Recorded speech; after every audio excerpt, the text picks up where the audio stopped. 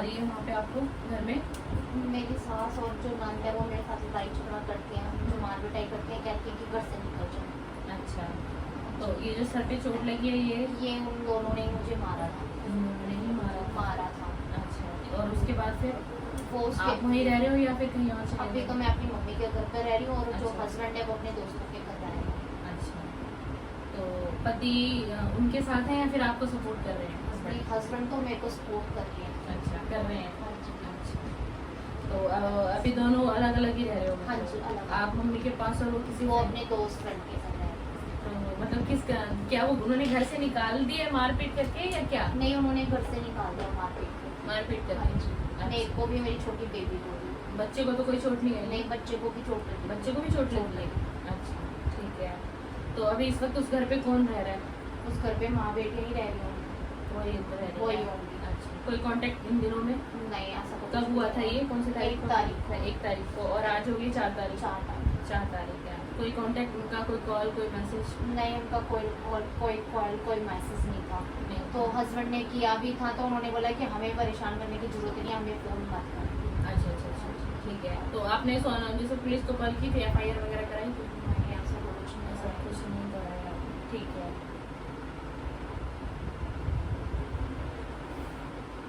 तो आपको अभी काम करना है, एक बार आप वहाँ जाओगे रहने के लिए, हाँ जी। ठीक है? तो अभी तो काफ़ी टाइम हो गया है, तो फिर आप देख लेना अपने हिसाब से, आप जाओ। चाहे आपको अभी जाना है तो आप मेरी तरफ से अभी जा सकते हो। अभी आप वहाँ जाओगे, हस्बैंड जाएंगे साथ में आपके ना? हाँ जी। इन केस अगर वहाँ कोई प्रॉब्लम होती है, अगर आपको लगता है कि अब मैं वहाँ गई हूँ फिर से मारपीट मेरे साथ या मेरे पति के साथ कर रहे हैं, कुछ भी ऐसा कर रहे हैं, तो आप इंस्टेंट मेरे को कॉल करना वहाँ से।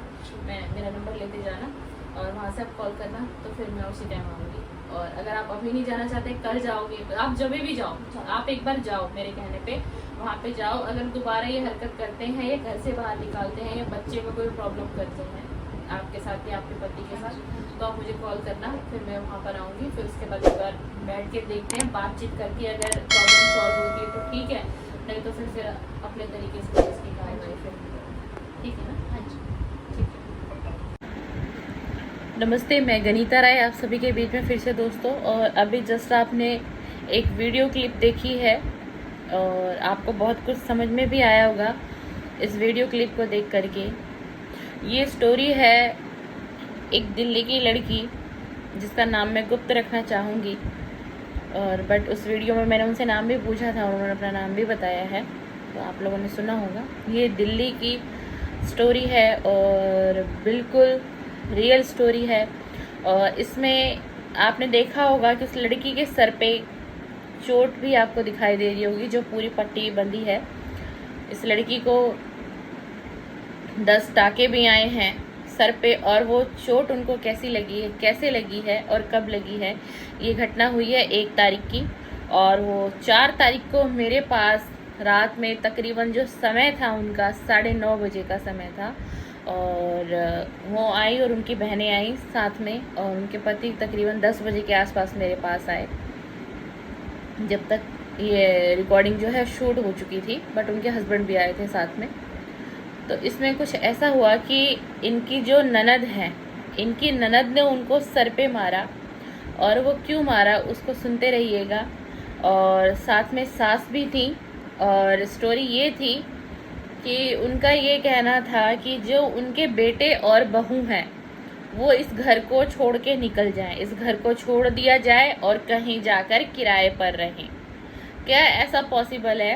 क्या एक बेटे का अधिकार अपने माता पिता के घर पर नहीं, अपने माता पिता की प्रॉपर्टी पर नहीं? क्या एक बहू का अधिकार नहीं? आखिरकार आप शादी करके किसी की बेटी को अपने घर में लेके आए हैं और आपने बहू बनाए, यानी कि आपके पुत्र की धर्म पत्नी बनी हो। और साथ में ही उनकी 9 वर्ष की बेटी भी थी, जिसमें कि बच्चे को भी चोट आई है। बच्चे को इस तरीके से लेके बेड पर फेंक दिया गया, और बच्चे को जब बेड पर फेंक दिया गया तो तब तक उसका हस्बैंड अपने बच्चे की सेफ्टी करने गया, तब तक उसकी वाइफ को सर पे मार दिया गया, और इतनी गंभीर चोटें लगी हैं जो हमारे घर में स्टूल्स वगैरह होते हैं ना, उससे मारा है। और उसका कट वो है, वो सर पे बहुत ज़्यादा लग गया उनको। और मैं वो वाली वीडियो भी है मेरे पास, मैं वो वीडियो शेयर नहीं कर सकती आपको, क्योंकि यूट्यूब की कुछ पॉलिसी है, इस तरीके की वीडियो हम शेयर नहीं कर सकते ज़्यादा। काफ़ी लोग कर देते हैं, बट मैं चाहती हूँ कि यूट्यूब की गाइडलाइन से चले, तो मैं वो वीडियो आपको शेयर नहीं कर सकती जिसमें कि उस लड़की को जो चोट लगी और वो जो ब्लड उसके सर से आने लग गया था। वो रिकॉर्डिंग भी है मेरे पास, पर मैं आपको नहीं दिखा सकती सोशल मीडिया पे। तो मैं बस यही कहना चाहूँगी कि हमारे समाज में क्या हो रहा है। आखिरकार इसीलिए एक बेटी बदनाम है, आखिरकार इसीलिए ननद को गलत नज़र से देखा जाता है, आखिरकार इसीलिए कहा जाता है कि ननद घर बिगाड़ रही। लेकिन हर ननद ऐसी नहीं होती, मैं ये भी कहना चाहूँगी आपको। लेकिन कहते हैं ना कि एक मछली पूरे तालाब को गंदा कर देती है, ये वो स्टोरी है।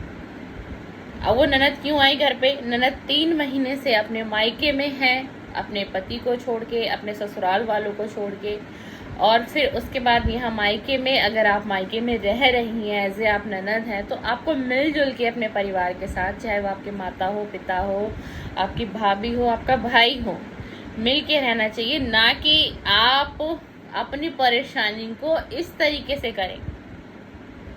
और शादी के बाद एक लड़की को, एक बेटे को कभी भी अपने माता पिता के घर नहीं रहना चाहिए। भले ही उसकी चंद मजबूरियां हों तो मैं कह सकती हूँ कि आप रहो। मैं ये नहीं कह रही कि एक बेटी का अधिकार नहीं है माता पिता के पास रहने का, या माता पिता के घर पे रहने का, या भाई के घर पे रहने का। बिल्कुल अधिकार है, लेकिन हमारी खुद की एक सेल्फ रिस्पेक्ट होनी चाहिए ना। आखिरकार हम क्यों रहेंगे, हम क्यों रहें? अगर आप स्टैंड हो, आप अपने पैरों पर खड़े हो, तो आप खुद अपना एक घर लो, चाहे वो घर आपका अपना हो, चाहे वो घर आपका रेंट का हो। जब आप दूरियां बना के रखोगे ना रिश्तों में, तो वहाँ आपकी इज्जत भी होगी।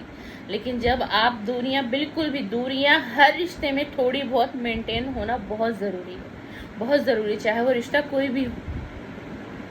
दूरियों का मेरा ये कहने का मतलब नहीं है कि पति यहाँ रहे और पत्नी वहाँ रहे, मैं ये तात्पर्य नहीं है मेरा समझाने का माध्यम है कि रिश्तों के बीच थोड़ा सा गैप होना भी बहुत ज़रूरी है। जैसे हम कहते हैं ना कि रिश्तों में दूरियां नहीं आनी चाहिए, बिल्कुल डेफिनेटली दूरियां नहीं आनी चाहिए, लेकिन कुछ रिश्ते हमारे जीवन में ऐसे होते हैं, घर और परिवार के, जहाँ दूरियां होना बहुत ज़रूरी है।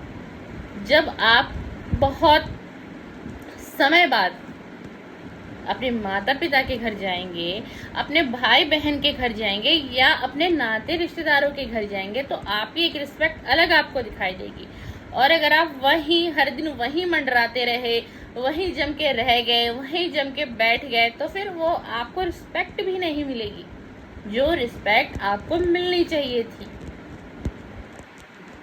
तो ऐसा नहीं होना चाहिए जैसा कि उनकी ननद ने उनके साथ किया।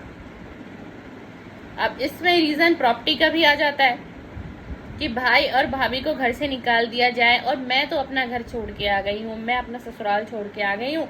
अब उनके ना पिताजी नहीं है, उनके पिता का देहांत हो चुका है, यानी उस लड़की का जो ससुर है वो नहीं है, सिर्फ सास है। सास पहले रहती थी, सास और वो बेटे बहू उस घर के अंदर रहते थे, तो वहाँ कभी इस तरीके की लड़ाइयाँ झगड़े नहीं हुए। ननद के आने के बाद ऐसा क्यों हुआ? आखिरकार ऐसा क्यों हुआ? क्योंकि उस ननद ने उन दोनों सास और बहू के बीच में झगड़ा करवा दिया, और वो झगड़ा धीरे धीरे इतना बड़ा होता चला गया कि नौबत ऐसी आ गई कि उनको घर से निकाल दिया गया।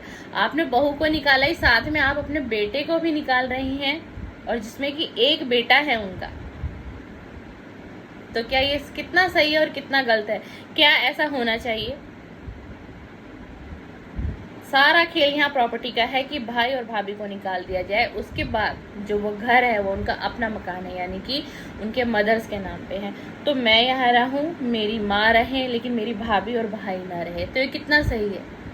और उसके बाद आप इस तरीके से करते हैं कि आप किसी की जान को भी लेने की कोशिश करते हैं। उनके सर पे जो चोट लगी है ना, यहाँ तक कि उस लड़की के यहाँ तक के बाल को भी रिमूव कर दिया डॉक्टर ने, क्योंकि चोट बहुत गहरी और बहुत बड़ी थी, वहाँ लगने थे टाके। अब आप बताइए, एक लड़की के अगर यहाँ से बाल ही बिल्कुल हट जाए तो उसकी सुंदरता पर कितना फ़र्क पड़ेगा? वो कहीं बाहर निकल सकती है, कहीं जा सकती है, या फिर वो कभी जाएगी तो हमेशा उसको कवर करके जाएगी। तो क्या ऐसा होना चाहिए? क्या एक महिला के साथ ऐसा करना चाहिए, चाहे रिलेशन एक ननद भाभी का हो? कभी नहीं होना चाहिए। चाहे रिलेशन एक देवरानी और जेठानी का हो तब भी नहीं होना चाहिए।